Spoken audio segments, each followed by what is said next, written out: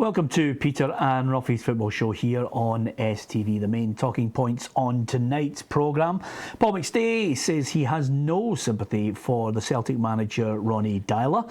Queen of the South have sacked their manager James Fowler, and Mark Oxley will be back in goal as the Hibs #1 as they prepare to take on Rangers tomorrow night. Just a few of the talking points on tonight's programme. Alan Ruff is alongside me, Peter Martin. I'm delighted to say a former Hibs player, but the St Mirren assistant manager David Farrell joins us here in the studio. So, well, we were out and about today, Ruffy, catching up with a man who lives happily in Australia, but he's back over here to see his family, Paul McStay.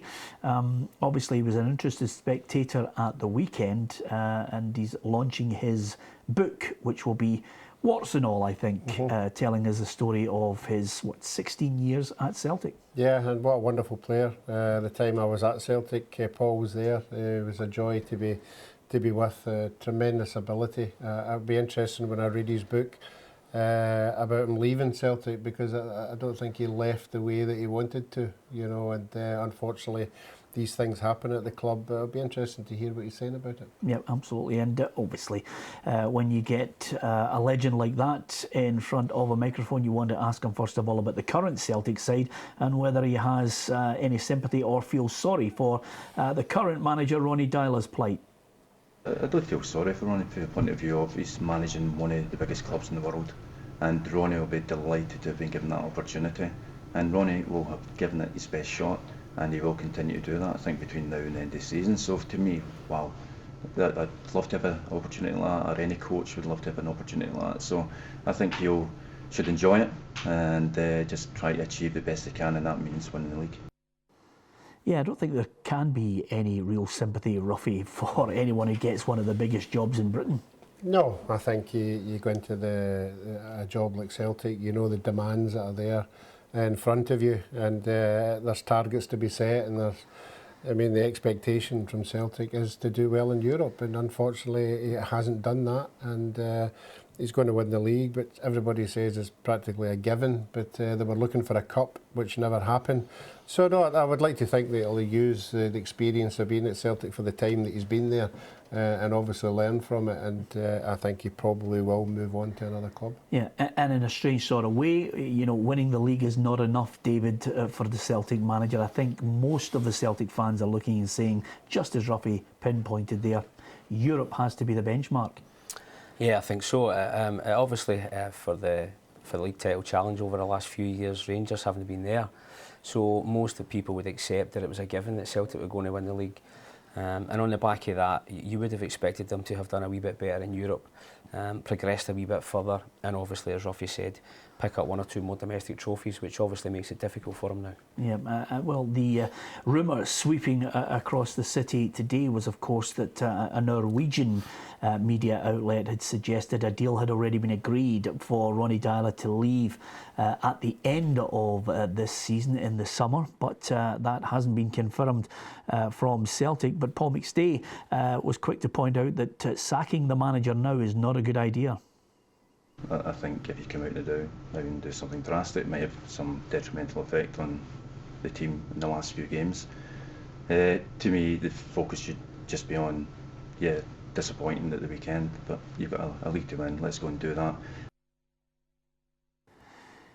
Yeah, I think the key issue here, Ruffy, is quite simply if you sack a manager now, which a lot of Celtic fans have called for, suddenly you've got an interim team for the few remaining games left. Even although there's an 8-point gap, it still is not an absolute certainty that Aberdeen couldn't overtake them. No, and I think that's one of the reasons why I don't think they will. You know, I think they've got to be completely focused on the 5 games that are coming up, and if they were to sack him, I mean, you can imagine the media, everybody would be on it and still talking about it while these games have been played. So I think the club have got to concentrate on what's ahead and get the job done. I do believe that if they are going to move him on, they probably will be looking at who's available at this precise moment in time. But I think the right shout is to let the 5 games go and let them win the title. Yeah, and you know this better than anybody, especially yourself and Alec. do you think the pressure's now, even from your playing days, do you think the pressure's even more intense now, never mind Celtic, at any club, for managers who have an average shelf life of about, what, 11 months or less? I don't think so. I think it's always been the case. Yeah, certainly over the last 15 years or so anyway, the pressure's always on managers to make sure that they have a successful team. Obviously, clubs like Celtic and Rangers, success means winning trophies and titles. At other clubs, that success can be avoiding relegation. So there are always different targets at every club. And I think the pressure is equal at each club for managers, and it's becoming increasingly difficult over the years to get a job and keep it. And I think that's down to the financial factors that are involved in the game these days. Yeah, well, Paul McStay was obviously watching the Old Firm game with great interest, and the question today was, does he believe there's going to be a challenge, and a real title challenge, from Rangers next season? Next year, Rangers will find it tougher from the point of view of they'll be against better opposition week in, week out, but have they got the capability to mount a challenge? I would imagine that Rangers feel they will, and after seeing them on Sunday, I think they'll be a team to be watched, yeah. You've sampled Rangers. Do you feel as if with the additions that they will be a real challenge, the way Hearts were challenging in the top end of the league this season? I think the expectation levels alone at Rangers will ensure that they'll be putting a challenge forward next season. I think Sunday showed that the gap between the two clubs on the playing side maybe isn't what it should be. And I'm sure that Rangers will be looking to bring in a few players to close whatever gap there is. It certainly showed on Sunday that gap isn't very big. And with a managerial change possibly coming in the summer now for Celtic, that could give them the impetus then to try and kick on.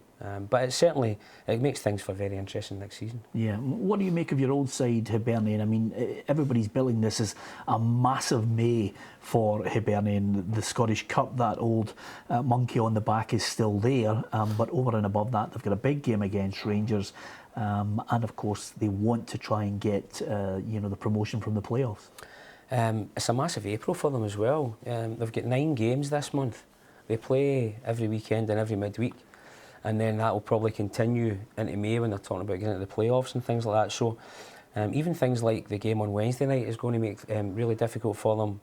Rangers would be looking at that thinking if they can beat Hibs, meaning that they have to play an extra 2 games in the playoffs in the run-up to the Scottish Cup final, that could be an important factor as well. So the next few weeks are just as important as May will be for Hibs. Yeah, no surprise that Alan Stubbs is looking to his number one, Mark Oxley, despite the heroics of Conrad Logan. No, I think when you're a number one keeper, you've been there all year. You know, okay, if it had been a loss of form when he dropped it, then fair enough, but he hasn't. You know, it was a suspension, so quite rightly he's been brought back in again, and it's always good to have a goalkeeper who's been there most of the season for the 4 that's in front of him. Yeah, David, is that a wee quiet word in Conrad Logan's ear and saying, listen, milk it all for all it's worth, what you've done in the semi-final, but you still have a part to play? I think the big man will know. As Ruffy says, Mark Oxley's the number one, and Conrad came in on Saturday and did a fantastic job, did everything that was asked of him. But I think if he's realistic and being honest with himself, he'll know that Mark will be coming back in tomorrow night, because Alan Stubbs has made it clear that Mark Oxley is his number one goalkeeper. So he'll take him aside today, have a wee word with him, but I'm sure he'll be understanding of the situation. Yeah. How do you see it going, Ruffy? Because I think David's made a very good point on what Rangers will be looking at with regards to Hibs and where they finish in the league. Yeah, then the Rangers will want to keep the momentum going. We discussed going at the show the other night there. I just feel that with the big games they've played, it'll be looking at the players in the dressing room. Some of them they'll be reacting to, that some of them might need it to be pulled out and just given a wee break for the big games that they're coming up. So I think the team selection will be a big one tomorrow night, and we'll just have to wait and see who that will be. Prediction? I think Hibs more to winning this one, and I think they might just edge it. Yeah. Dave, tough one for you. No, I'll be honest, as always. Well, I think it'll be a draw. Yeah, I'm not sitting on the fence there. I genuinely think the match will be a draw. Yeah, I'll tell you one thing though, Ruffy. Everybody in that Rangers lineup will just want to play all the way through now. Yeah, of course. I mean, that's what you want, and when you get into a winning momentum, it's very difficult not to lose games, as it is to lose them. Just briefly, Ruffy, do they need to keep a lid on expectations of, Paul Murray said that they will get the backing of the management team. Do they need to keep a lid on what that type of backing is? Yeah, I think there's a time to talk about that, and it'll be at the end of the season, but it's good news to the Rangers supporters.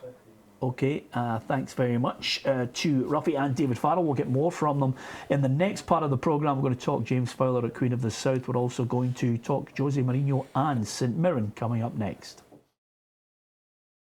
Welcome back to Peter and Ruffy's Football Show. Alan Ruff is with me. Peter Martin, our Bootroom guest, is the former Hibs midfielder and, of course, St Mirren assistant manager David Farrell. 2 games to go, and I would imagine going into those final 2 games for the Saints, David, it's good going on the back of a Renfrewshire derby win.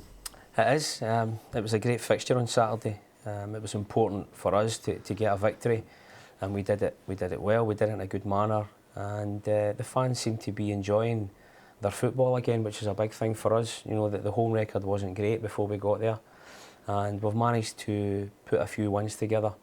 And I think it's a good feel-good factor for the fans to be coming along to the Paisley 2021 Stadium and hoping that they're going to get a victory these days rather than fearing they were going to lose. Yeah. So we're trying to keep things positive between now and the end of the season, and then rebuild in the summer again to challenge for promotion next year. Yeah, your win rate has certainly galvanised the club.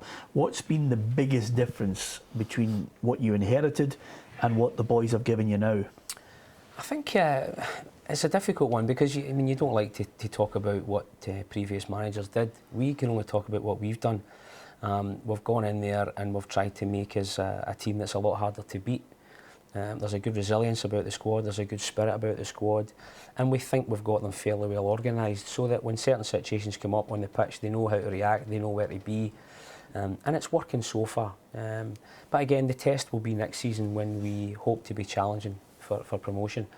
And as we say, if we get some players in the summer and rebuild and our recruitments as we hope it is, then we would hope to be doing that. Yeah, and with that in mind, you know, you could have potentially a different board. You could have a different chairman in place, because that is all the talk now. Of course, St Mirren are at this moment embracing the same style of takeover and fan ownership that has been successful at Hearts. Yeah, I try and stay away from the political side of the club. Obviously, allow those things in the background to take their course.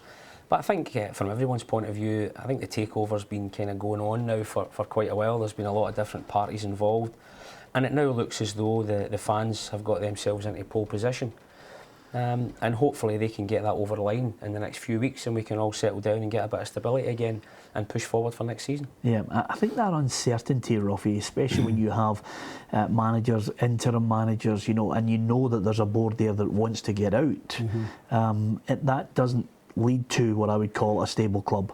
No, you're right. You know, when I mean, we've seen it down the ages when there is that kind of thing going on at a club. You know, the focus gets taken off what's actually getting done on the park, and fortunately for the lads, you know, they've been winning games, and that takes the focus off everybody talking about what's happening off the park. So that's what you've got to do, and you've got to keep winning, and the fans will be more than happy with going away at 4:45 at night with a win and not talking about who's buying the club or who's not buying it. Yeah, many a manager is only as good as the players he's recruiting.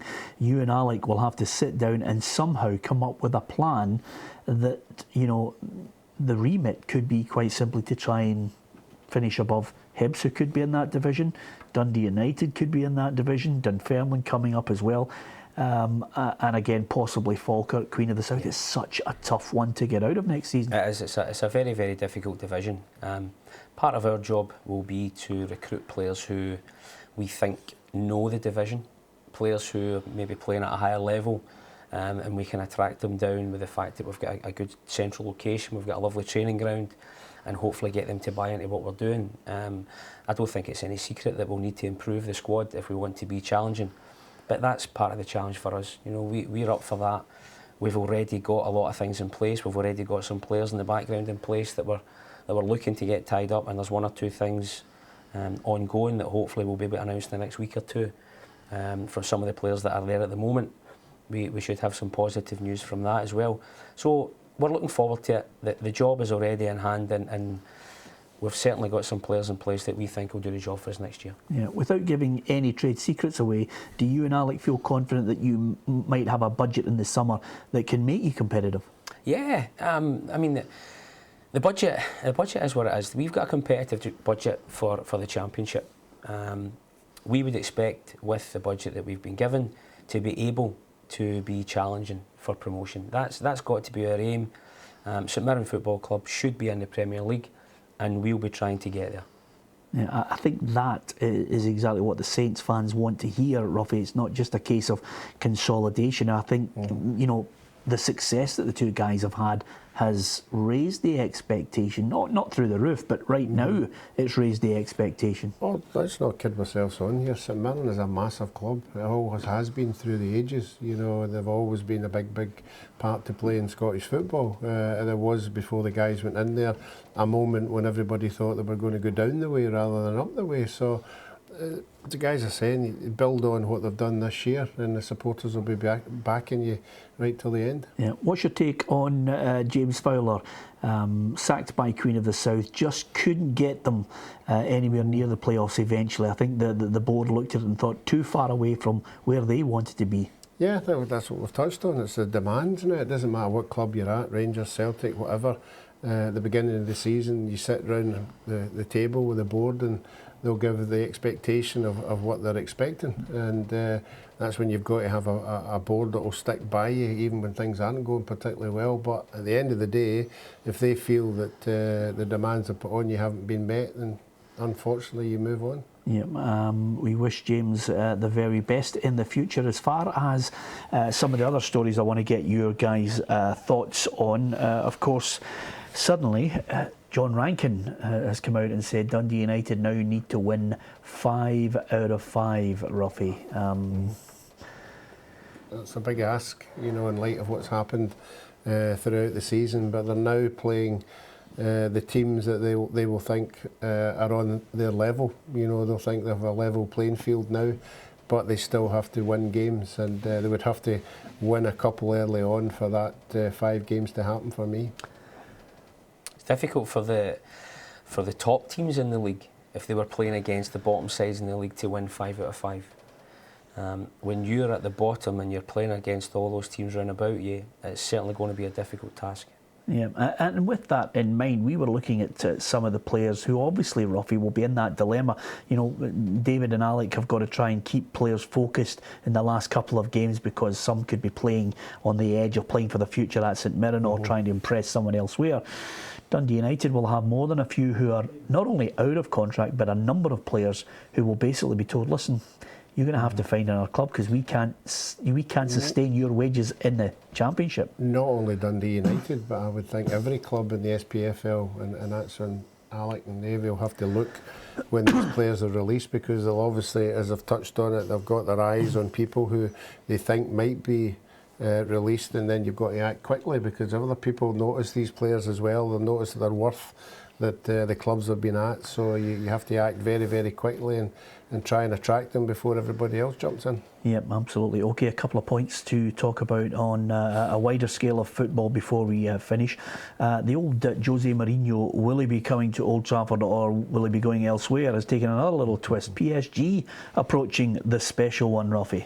Yeah, and I'm sure Jose will have a good agent out there who'll be sort of just stirring it a wee bit, you know, that see what other clubs they can tie his name to, because he certainly will be the kind of manager that these clubs want to progress. I know you mentioned that the pressures are intense, and they were intense in your day as well to get success, David.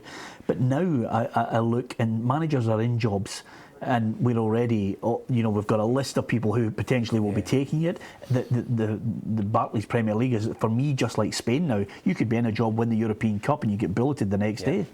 It's very difficult. And I think, again, that money dictates so much of what goes on now, especially at that top level. Clubs like PSG, Manchester City, Manchester United, they can virtually handpick who they want, because they can pay the best managers whatever level of wages that they demand. And that's why someone like Jose Mourinho is in demand from Manchester United, Manchester City, PSG and all those top clubs in the world. Of course, his record's phenomenal. That's what makes him the best of them all. But the money will always dictate where he goes ultimately, because there's only 3 or 4 teams in the world who are going to be an attraction to him. Yeah, to be perfectly honest with you though, Ruffy, if Paul McStay doesn't feel sorry for Ronnie Tyler, I can understand why not too many people will feel sorry for Louis van Gaal. I think the money that he was offered in his deal will be enough to tide him over. Yeah, just for a wee while anyway, you know, and then he'll move on and he will get another club. I mean, these guys do get other clubs. I would think his next job, if he does leave, would probably be the manager of a country, probably, rather than a club. Okay, great to chat to David Farrell. Good to speak to Paul McStay. If you want to get a hold of his autobiography, it's kickstarter.com. And don't forget, Taxi for Farrell's still available as well. From David Farrell, from Ruffy and myself. Thanks for watching. Good night.